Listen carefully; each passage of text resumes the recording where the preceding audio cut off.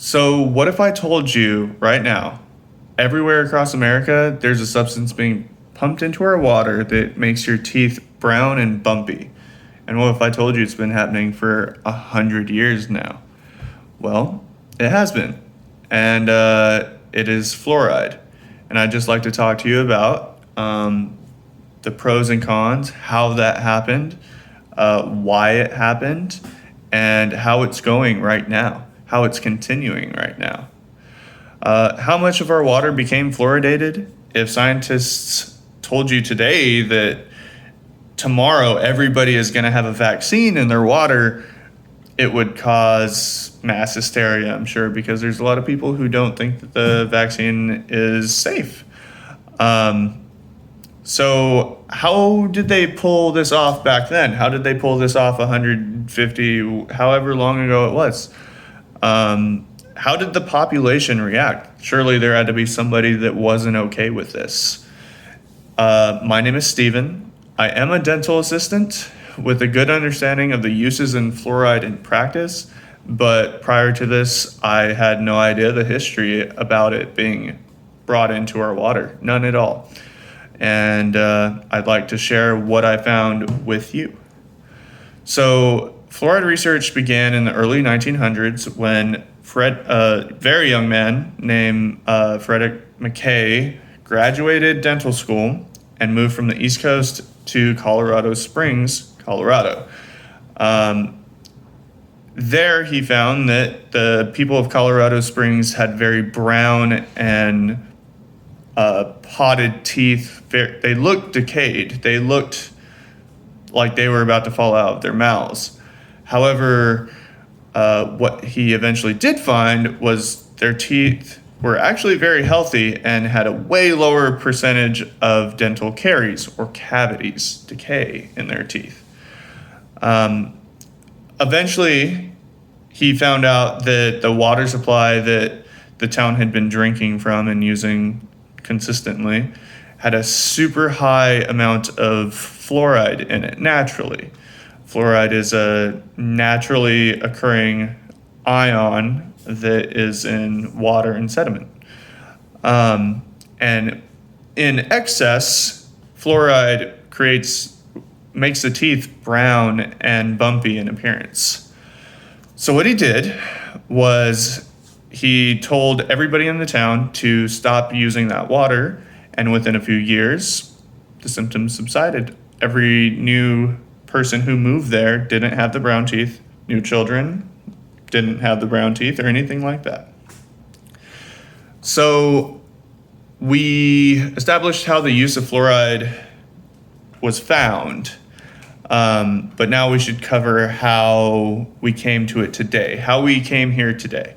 Today we are seeing varying levels of fluoride in the drinking water depending on where you live and whether or not the water has been treated to include fluoride, like they add water to the fluoride, or if they remove fluoride from it to a certain extent or completely, so there's none.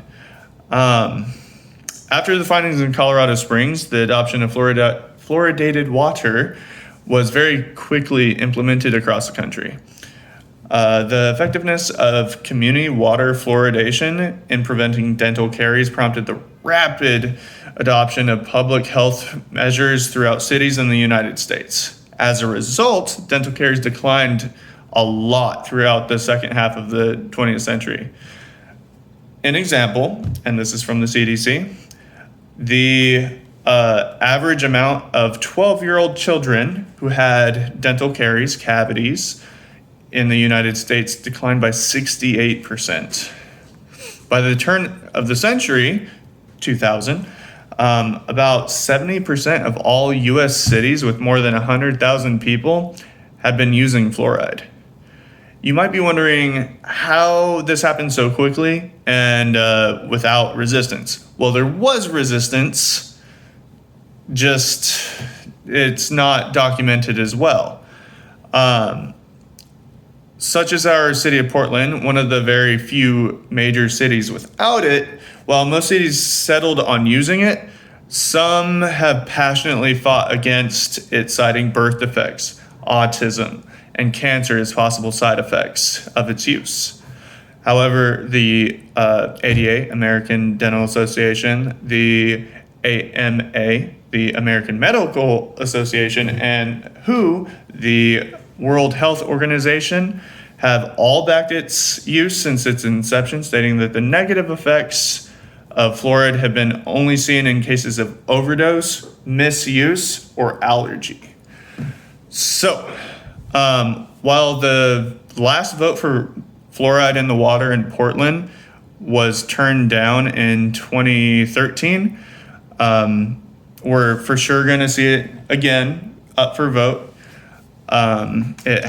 It's been up for vote 5 times, I believe, since the 1950s or 1960s. The nearest place that you can have fluoridated water near Portland is actually Beaverton. There's 2 districts in Beaverton that do have fluoride treated water. They actually add fluoride to their water. If you would like to know if the water you're using or your family or where you're going does have fluoride, you can look it up on nccd.cdc.gov.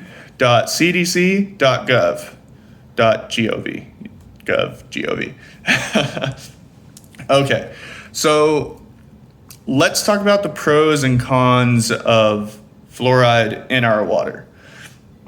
I'll start off with some objective findings. On the pro side, we have the reduction of caries. It's proven that more fluoride decreases caries or cavities, especially in children. Fluoride helps remineralize the enamel, the outermost layer of your teeth, and strengthens it, therefore increasing the community's overall health. Your teeth are a part of your body and have a very significant impact on the rest of your body. The fluoridation of water is very cheap, extremely cheap. As I said, it's a naturally occurring mineral in a lot of water, so it's not very expensive at all. And public water is either cheap or free depending on how you acquire it. You could go to a water fountain in certain cities and it's going to have fluoridated water. Also, the less cavities that you acquire throughout your life, the less you will have to pay for treatment, which is expensive. For example, fillings, crowns, root canals, implants, and dentures, in that order, become more and more expensive, insanely expensive, whereas fluoride is very cheap. A big con of fluoridated water is that it goes against medical autonomy. Nobody asked your permission to put this substance into the water that you basically have to use. That meaning medical autonomy, meaning you have a right to what you do with and put into your body. If you do not want or have a medical aversion to fluoride, then it being put into the water that you drink, clean with, or bathe with becomes very hard to avoid. And many people won't even realize that they're ingesting or consuming fluoride. It's not like it's posted on every spigot out there. It's posted on none of them. It's written nowhere. And there have been some cases of birth defects, cancer, fluorosis, and potentially other serious illnesses linked with fluoride use. Despite these mostly being attributed to neglect or overdose or allergy, as I said before, they are impactful enough to cause concern. It is also possible to have severe allergic reactions to fluoride. Many reports of this allergy have shown cuts or lesions in your mouth, mild to severe headaches, weakness in your muscles or joints, joint and muscle pain, nausea, upset stomach, feeling tired, mental weakness, blurred vision, or trouble seeing, any swelling of the mouth, tongue, or face. And I feel like a commercial, but if you've experienced any of these things after using a fluoridated toothpaste or ingesting fluoridated water, you should absolutely see a doctor to see if you are actually allergic to fluoride, and just figure that out and see if you can avoid it. So let's review a couple things. We learned that fluoride is actually a naturally occurring mineral in many places, and that it has a lot of benefits for your teeth, and it can save you a lot of money if you use it right. Once this was discovered, it was implemented very quickly and broadly across the country. However, there are some serious possible side effects and moral dilemmas for the involuntary doping of water, and thus it has not been done everywhere, such as Portland. We'll see if that changes or continues. So thank you so much for your time. I learned so much researching this. And again, my name is Steven Gonzalez, and I hope you learned something with me today. Thanks again.